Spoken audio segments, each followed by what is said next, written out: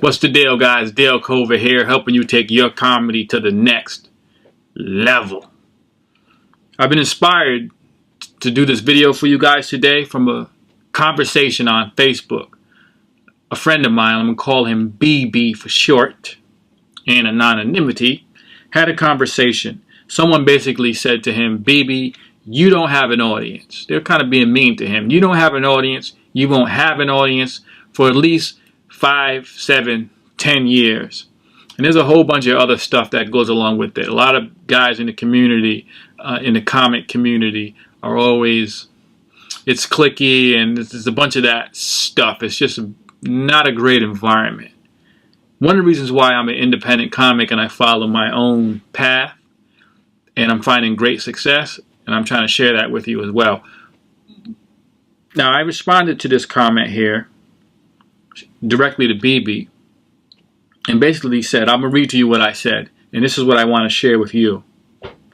I said, everyone, comics, musicians, product manufacturers have an audience. The work is to reach and cultivate them. The internet has shifted the balance of power, bringing mass media into the hands of the people. Hence, the collapse of the record industry as we knew it, while network and cable television decline right before our eyes. Let your actions be guided by knowledge, not by opinion. So what I'm saying is, guys, we are living in a time where the establishment has nothing to do with your success. Now, if you look at the comedy game, there is an establishment. There are rules. There's a path, kind of like a corporate ladder, you know, that you can follow if you want to break into clubs, comedy clubs, and work at these venues. There's definitely a career path. Just like any other corporate environment, there's a career path. And if you play the game and you follow the rules and you work within that system, you can find success. Just like anything, you have to work hard, and there's a sense of nepotism or people getting what they want, and perhaps from your perspective, maybe they don't deserve it, etc. It's all the same. Whether it's corporate job, comedy clubs, it's all the same. So I've been working in a corporate IT department for 18 years. It doesn't surprise me. I don't even think it's just normal to me. I think a lot of people have a hard time with it, and I think the comedy community really has problems because of that. And you see a lot of it aired out in social media, which is unfortunate. So that is what it is. But what I'm saying to you is, you have choices. If working in the comedy clubs and following that career path and going that route is something that you feel you can be successful in, you should do it. And this video is not to tell you not to do it. This video is to tell you that is the way it works. The game has a set plan and path, and if you follow it and learn it, you can do well. Definitely.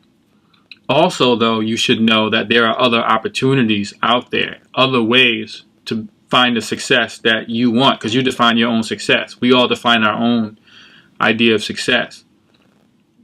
One idea of success might be, I want to do this part-time perhaps and make a few bucks on the weekend. And if you're able to get yourself in that position, then you are successful. Some may say they want to do this full-time, do comedy full-time, or whatever that means for them. And they want to be able to change their life and get themselves in a position to be able to do that. And to them, that's success. Some want to make a little bit more money. Some want to go as far as they can. Some want to be creative. Some want to change the world. Whatever, guys. But you define your success. That's the first thing. You define what you want. Have a picture in your head of what you want and how you want your life to change. How you can use comedy to your advantage, your gift. And also, it doesn't have to be just comedy, okay? I speak from a comedy perspective, but if you stumbled across this video, it could be anything, guys. Anything. If you want to be a counselor, public speaker, whatever. Same thing, right?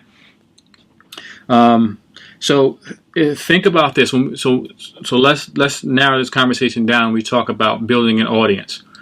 Let me tell you this.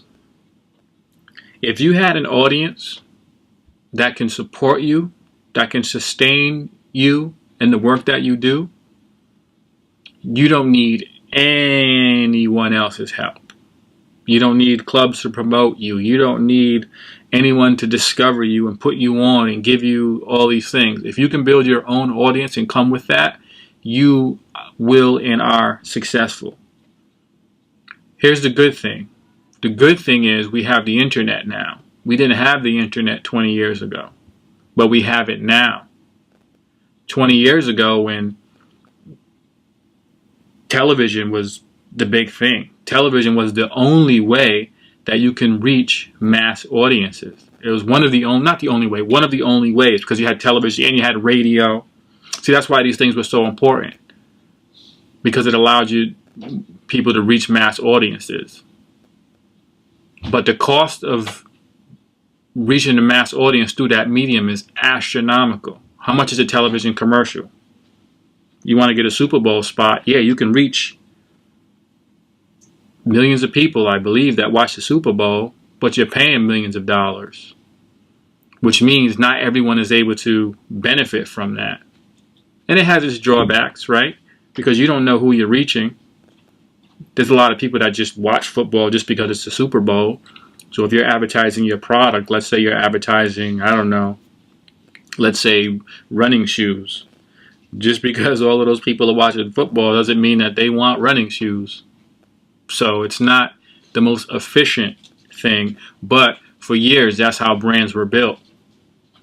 They were built on mass marketing and taking advantage of that. But this was left to big brands because only big brands had the finances to be able to do this.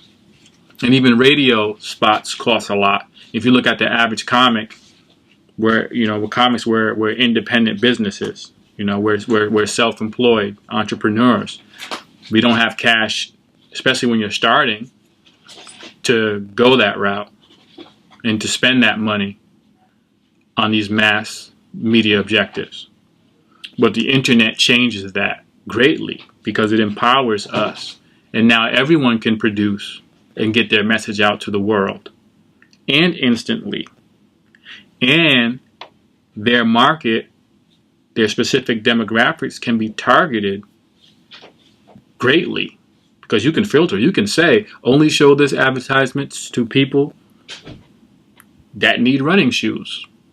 And I know they need running shoes because they've stated in their profiles that they're runners. They participate in running. They're athletes.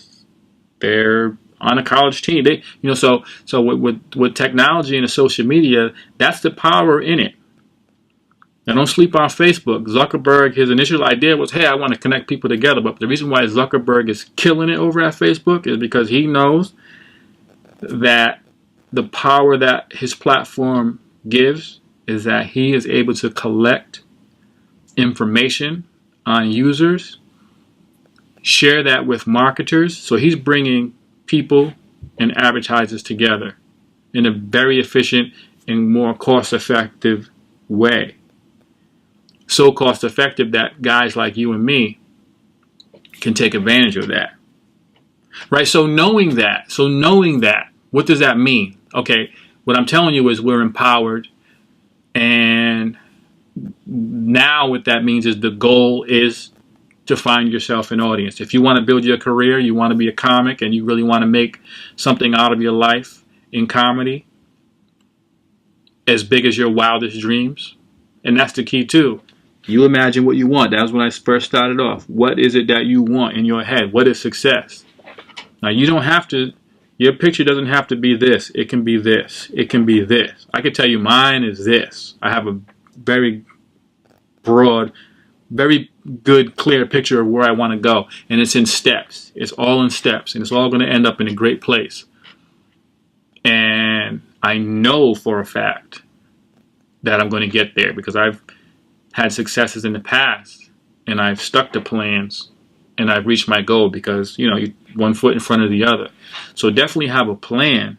And if you have a plan for yourself, and if you follow the steps that you've laid out in front of you, you will reach that. So definitely have a plan, but realize that you have the ability and the tools and the access with the internet to be able to take advantage of the ability to get your message to your audience. So everyone has an audience, but you have to reach them. Now, there's a few ways you can do that. I'll give you a few ideas of what I do. And then I'm going to tell you something to watch out for that I hope will empower you. So I do a podcast weekly. I think we're on a 25th episode of the podcast. I started off by myself doing it monthly. So I would do once a month. Probably did about 4 shows. So like 4 months. No, actually about when I got to the 8th show, I brought on 2 co-hosts. Now that I have 2 co-hosts, this show has taken on much more energy, and it's a lot more fun, and we've been producing it weekly. We're on episode 25 as I'm making this. So that's one way that I get out there. I get out in front of people that appreciate us. Keywords. People that appreciate us every week. I'll explain that. People that appreciate us every week with this fun podcast. It's about 45 to an hour long. We put it out every week. We just have fun. So people can see our faces, get to know us, laugh with us, ask questions. We tackle the topics. We tackle a lot of topics. It's an interesting podcast. I'm not plugging it. So anyway, so I do a podcast. I also do comedy shows. I produce a monthly comedy show, and I also gig around New England. I'll do a gig in New York, or I'll do something in Massachusetts, Rhode Island, etc. So I'm doing that. I also I write and produce comedy skits. I hooked up with a gentleman, Anthony Smith. We're Spoof Kings, and we've been killing them. And our skits are getting really great traction. So much so that we've begun to invest more time into cranking out more. And every time we do, our goal is to be better and better and better. So I do these 3 things, among other things. But take these 3 things. These 3 things I do because I'm trying to raise awareness and bring awareness to what it is that I do. I'm a comic. When you see the skits, you're seeing me use my gift to write, edit, direct, produce these very high quality skits. You check out my skits, I think they're very well done. And they're funny, and they have a message. People that respond, they say the same thing. That's our brand. They say, man, that's funny, and you have a message. Always have a message. You're never going to see a skit from us with some guy just looking at a girl because she got a big butt or something like that. To me, that's not my brand, and that's not what I'm trying to put out. We're trying to put out things that really make you think, really good quality. So that's who we are. That's what our brand. That's what we do. Same thing with the podcast. The podcast is very well produced. It's a video podcast. We also do the audio podcast, but we do a video podcast every week. It's out on YouTube. We put it out on Sundays. People appreciate it. And then we do the comedy shows. Now, what I'm saying is, this is what I'm saying. This is the point. This is the point is when we talk about the audience. Either you like it or you don't. Either you like what we say in our skits, because we go far on our skits. Like I said, when you want to say something, you really have to say what you have to say. And you got to teeter on that edge. And you have to split people. You're going to find that some people love it and some people hate it. Like Donald Trump. If you're in the middle, people are like, it's all right. But if you go extreme and really get your point across, some people are going to really love it, and then people are going to really, really hate it, and they're going to bash you and say, this is disrespectful, this is ridiculous, how dare you? But the other people are going to be like, yo, this was dope, this was so funny, I'm glad you said that, it needed to be said, you guys are awesome. But that's what you want. Don't worry about these people. It's okay that the people if they don't like it, it's still good because it made them think, right? We reached our goal. But then the people that really gravitate towards you and understand what you do, that's your audience, right? Those are the people in your audience. So when you post something on Facebook or whatever and you look, you're like, no one's don't worry about who's liking it. You'll know over time, you'll see that the same people start appreciating it. And the other people just, Facebook is a lot of your friends too. So, don't think you're going to build your career off of your friends anyway, because friends they're going to support you to a certain extent, which is understandable. But don't think that your friends are going to be the ones that support you, that support your career year after year after year. You have to build a real fan base. And the half that do appreciate what you do, that's your audience. And you cater to them and you build with them. And the people that don't appreciate what you do, that's cool. That's all right. Okay? When you think about the people, what is it, like 6 billion people in the world? And you don't need everyone to be successful. There's a theory out there that would just say that 1,000 true fans. If you have 1,000 true fans, that's enough to sustain your creative career as a comedian or whatever it may be, a musician, whatever. So think about that, just 1,000, which means, and then they've gone on and elaborated, and people talk about it, and so what 1,000 true fans is, these are the people that come to your shows, buy your merchandise, consume your content, things like that regularly because they're a fan, like they really appreciate what you do. And it's funny, and that's why I say when it comes to the comedy, I feel like everyone is funny. Everyone has their inner funny. I may not like it, but that's not the point. You're not here to make me like it. I like what I like because I have my own taste. I'm my own person when I go sit into a show and I want to enjoy. So I have my own. So it doesn't matter. If you're quirky, be quirky. Just be really quirky though. Just don't be scared. My only thing is don't be scared to do what you do. If you're dark and dirty, whatever, be dark and dirty. Don't be scary while you're up there and be scared and try to just, if you're going to do it well. And what you're going to find is you won't be the only dark and dirty person out there. All you need is 1,000 dark and dirty people to appreciate you, right? That's all you really need. So that's what they're saying with the 1,000 true fans. So put your content out there. Be proud of it. Don't be afraid. Do what you do best. And when people don't respond, that's okay. That's expected. But your focus is on the people that do respond. And that's how you find your following. You have a following. They're out there. They just don't know about you yet. Okay? I'm going to end this video. One of the next steps along the same path of conversation is to talk about how do you grow and retain and nurture the following. Now, as you know, I'm the comedy geek, which I use all my gifts when it comes to my comedy. I'm an independent comedian entrepreneur, and I'm building a platform for success. And I have some other videos that kind of get into technical stuff, like what you can do with your website and what that means, and et cetera, et cetera. So you might want to go and check some of those things out. And one of the next steps is kind of talking a little bit more about, okay, that's a fan. Got it. I understand what it means to find a fan or a follower. I get it. Appreciate that. But how do I do it?